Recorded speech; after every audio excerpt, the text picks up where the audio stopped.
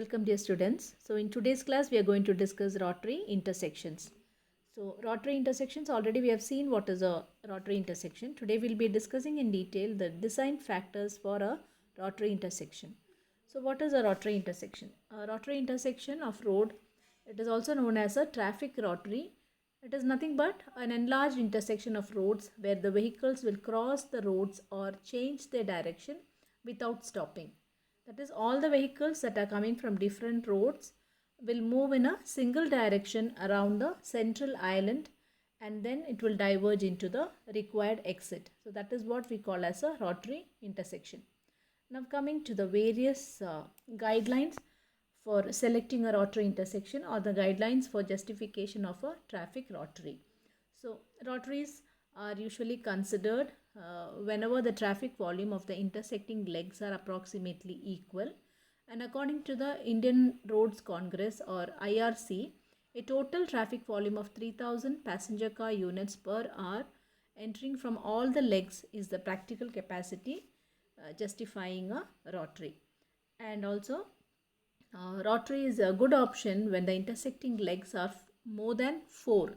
So whenever we consider a road where there are more than 4 legs that will intersect, then rotary is a good option, but it is not preferred whenever it is more than 7. So it is a good choice only when there are more than 4 approaches to the junction. And the lowest traffic volume for which a rotary may be considered is given as 500 passenger car units per hour. And also a rotary is justified if right turning traffic is more than 30% of all the approaching traffic. So that is when we can say a rotary may be provided. So whenever the right turning traffic is more than 30% of all the approaching traffic. And for mixed traffic, the IRC will recommends a rotary where the intersecting traffic is more than 50% of the total approaching traffic, or where the volume of the right turning traffic is at least 30% of it. So, and also rotaries are not suitable for traffic which carries very low volume. So that is also one of the guidelines whenever we select a rotary intersection for any junction. Now coming to the various elements of a rotary. So the various elements of a rotary intersection are, like you see, like it is listed here: diverging, merging, weaving, and weaving length. So what is diverging? Diverging means the dividing of a single stream of traffic into separate streams. So that is what we call as a diverging element. And merging is the converging of the separate streams of traffic into a single stream. So when different streams whenever there is a division of a single stream of traffic into separate streams, then we call it as diverging. So merging is just the reverse, that is the converging of all the separate streams of traffic into a single stream. That is what we call as merging. And coming to weaving, it is nothing but the combined movement of the merging and diverging of the traffic streams which moves in the same general direction. So that is what is called as a weaving. That is the combined movement of the merging and diverging of traffic in the same general direction. And weaving length is the length of a section of a rotary in which weaving occurs. So this you can see in this figure, this is what is called as a weaving length. It is shown clearly here. And weaving is nothing but the combined movement of the merging and diverging of traffic streams in a single general direction. That is also shown in this figure here. Now coming to the various design factors for rotary intersection of roads. So there are many factors that are to be considered while designing a traffic rotary, and few are listed here. The major ones are listed here, like the design speed, the shape of the central islet, the radius of rotary roadway, the weaving angle and weaving distance, the width of carriageway at the entry and exit, width of the rotary roadway, the curves at entrance and exit. Then we have the capacity of the rotary, channelizing islands, camber and super elevation, then side distance, lighting, traffic signs and pedestrian ways. So we'll just briefly look into each of these. Firstly, the design speed of the rotary intersections. So at rotary intersections, the vehicle can be moved without any braking. That is, there will be no stopping, isn't it? So there is no chance to stop the vehicle while other vehicles can change their direction or even cross each other without stopping. But the speed of the vehicular movement has to be reduced, and a standard highway speed is not applicable at rotary intersections. A normal speed cannot be applied here. It has to be reduced, and it should be passed with very low speed, which will result in the safe carrying towards one's direction without any collision. And the speed restriction board should also be provided on the road towards a rotary intersection. So these are the considerations when it comes to the design speed of a rotary intersection. Now coming to the shape of the central island.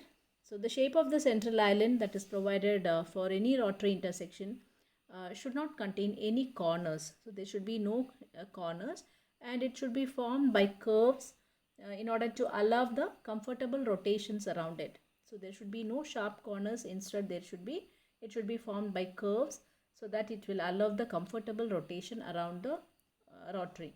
And the shape is particularly dependent upon the number of roads that meet at a particular junction. And the shapes that are normally provided or generally provided are, it will be circular in shape, or it may be elliptical or tangential, but normally circular shape is usually provided. And here in the figure it shows a circular shaped island. That is what you see here in the figure. Now coming to the radius of the rotary roadway. The radius of the rotary way or pavement around a central island, it depends upon the shape of the central island. So now if it is circular in shape, then the radii will be similar at all points, and if it is elliptical or say it is tangential, then the radii will be different at different points. So for a circular shaped rotary, the radius will be the same, whereas if it is say some other shape like elliptical or tangential, then the radii will be different at different points. And the radius of the rotary roadway, it should be designed by just considering the frictional force as well as the frictional force alone, and the super elevation is usually neglected. So only the frictional force is considered while we design the radius of a rotary roadway, and we neglect the super elevation. So super elevation you would have studied in your transportation engineering, so I am not going into the details. So here the normal radius of a roadway in the curves is given by the formulae. R is equal to V squared by 127 into E plus F. So here the super elevation E is neglected while you design the radius of a rotary roadway. So hence the equation becomes R is equal to V squared by 127F, where F represents the coefficient of friction and the value is usually between 0.43 to 0.47. So that is the radius of a rotary roadway. Now coming to the weaving angle and the weaving distance of the rotary intersections. Weaving angle is nothing but the angle that is formed by the parts of the vehicle that enters the rotary, and also the other vehicles leaving the rotary at the adjacent roads. And the exits of two vehicles may be different, but they travel in the same way for some short distance. So suppose two vehicles that that move towards a traffic rotary exits at two different places. Suppose they travel in the same way for some short distance in the rotary section, and which is nothing but we call it as merging of the vehicles. And when the required exit comes, two of the vehicles will diverge into different directions. So the length at which the two vehicles will travel in the same way, we call it as the weave length. So vehicles that may diverge at the exit, when they travel in a similar way, that length of which the two vehicles travels in the same way, we call it as the weave length. And the weaving angle should be small, and it should be minimum of 15 degree that has to be maintained, and the weave length should normally be at least 4 times the width of the weaving section. So that is how we design a rotary. Now coming to the next one, that is width of the carriageway at the entry and exit. So the width of the carriageway at the entrances as well as the exit depends on the volume of the traffic in that particular region or area. But the minimum width of 5 meters should be maintained for rotary intersections. That is what usually it has to be maintained. That is 5 meters should be the minimum width of the carriageway. Now coming to the next one, that is the width of the rotary way. So the vehicles that are coming from all directions, they may meet at a time at least for short distance at the rotary intersections, and the width should be equal to the effective width of the weaving section. So the width that is provided for the rotary roadway should be as given below, that is W should be equal to E1 plus E2 by 2 plus 3.5. This is the formula that is used to find the width of the rotary roadway. And here E1 represents the width at the entrance, E2 is the width of the non-weaving section, and that is how we find out the width of the roadway. Now coming to the next one, that is the curves at the entrance and exit. So entrance and exit curve is nothing but it's a curve that is traced by the rear inner wheel of the vehicle, and generally at the entrance the vehicle will slow down to the design speed of the rotary intersection, so that the entrance curve radius can be provided as the same as the radius of the central island. And now coming to the exit curves, the vehicle will accelerate at the exit. So normally at the entrance it will just reduce the speed, but then as it comes towards the exit it will accelerate, and hence the radius of the curve at the exit has to be greater than that of the radius of the curve at the entrance. Now coming to the capacity of the rotary intersection. The capacity of the rotary is derived from the formula that is shown below, and it mainly depends upon the capacity of the individual weaving section. So it is given by the formula QP. The capacity of rotary intersection QP is equal to 280 W into 1 plus E by W into 1 minus P by 3 divided by 1 plus W by L. So here W represents the width of the weaving section, and E is nothing but the average width of entry and width of non-weaving section for the range of E by W. And here L represents the weaving length for the range of W by L, and P is nothing but the proportion of the weaving traffic, and it is given it can be obtained by the formula B plus C divided by A plus B plus C plus D. So here A means it is the left turning traffic that is moving along the extreme lane, and B represents the weaving traffic turning towards the right while entering the rotary, and C it represents the weaving traffic turning towards the left while leaving the rotary, and D represents the right turning traffic moving along the right extreme lane. So that is how you find out the value of P, by knowing the values of A, B, C and D, and later applying in the above equation you can find out what is the capacity of a rotary intersection. The next one is the channelizing islands. So channelizing islands are usually provided at the entrance or exit of a roadway, and it is mainly provided to prevent the vehicle from undesirable weaving. So as you see in the figure here, it is usually provided, you can see here, it is provided at the entrance or at the exit of a roadway. So this portion represents a channelizing island, and it is used to prevent the vehicle from undesirable weaving. So that is what we call as a channelizing island. Now coming to the camber and super elevation. So already you would have discussed or you will be knowing what is a super elevation. So usually when it comes to a rotary roadway in the design, the super elevation is neglected.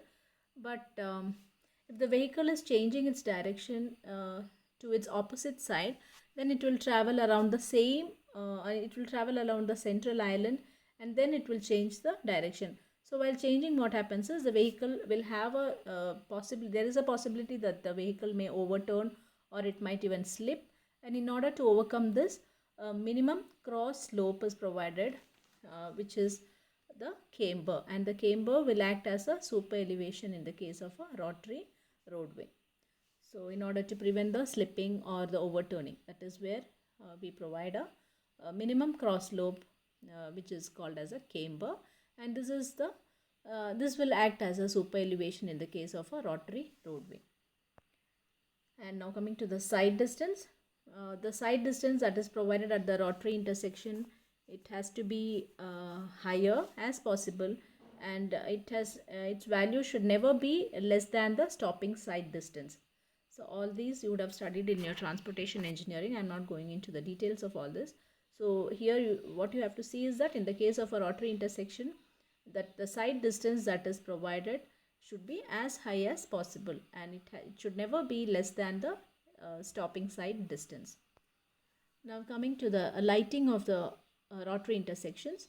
So the edge of the central island has to be installed with lights, which is very essential or mandatory, because that is very important. And also additional lights may be provided at the curbs, especially if the diameter is of the central island is high, it is more than 60 meters.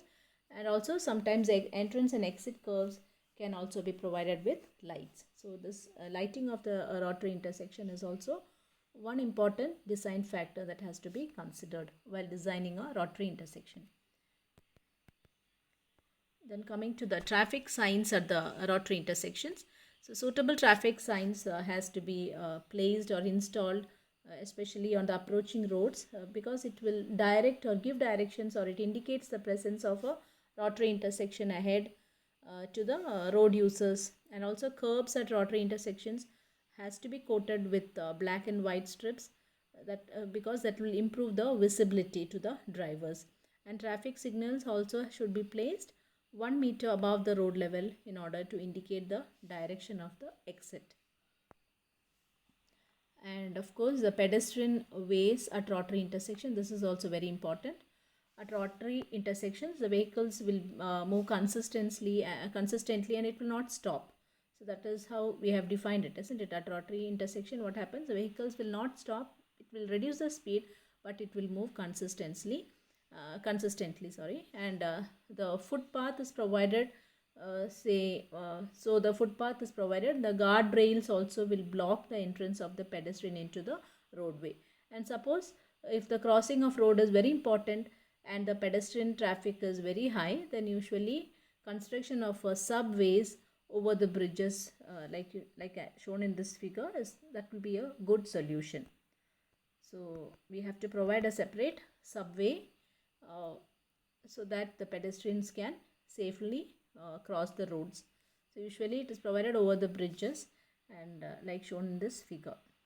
So that's all about the traffic intersection. So now coming to the advantages and disadvantages of traffic intersection. There are advantages as well as disadvantages. So when coming to the advantages, here we know that one-way movement will ensure smooth flow of traffic around a rotary. So without any disruption, since there is only one-way movement, it will be very ordered and also a regimented traffic flow. And the traffic will proceed continuously at low speed, so that this will reduce or minimize the frequent stopping and starting of the vehicles. And here also the direct conflicts are eliminated because of the weaving movements, and this will facilitate the stream of traffic to merge or leave at very small angles. And all turns can be made made easily in this case. And for moderate traffic, no control by the police or traffic signal is needed. And a rotary has the maximum possible capacity of all at grade intersections. And a rotary, when it is designed properly, it has good safety record. So normally the accidents that occurs at a rotary is considerably small, very small. Now coming to the disadvantages of the rotary, there are a number of disadvantages also. That is, it requires a large area. It's very difficult, especially when we take right. When it is right turning traffic, it is very difficult. It requires a large area, and also it's very difficult to get in built up, or especially in urban areas. And in this case, the pedestrian traffic is whenever there is a huge or large pedestrian traffic, police control will become mandatory or necessary. And also, a rotary is unsuitable when the angle of intersection is acute. And travel also is sometimes troublesome, like I told you, especially when it takes a right turning. When the traffic is right turning, it is not desirable to provide rotaries at very close intervals on, especially in very important highways. It's not at all desirable to provide rotaries at close intervals. And so these are some of the disadvantages. And another disadvantage is that the central island, that is entrances and exits, will need good lighting for safe operation. Already we have discussed lighting. So it requires good lighting for safe operation during nights. And also warning and directional signs are also needed. And so these requirements will actually increase the cost of a rotary when we design it. So these requirements will tend to make the rotaries expensive. And also the rotary cannot be justified for low traffic volumes in rural areas. So that is also one disadvantage. Okay, so these are the disadvantages. Also one more is that it is very difficult to operate when the intersecting legs are more than 5 or 6. So these are the disadvantages of a rotary intersection. So that's all for today.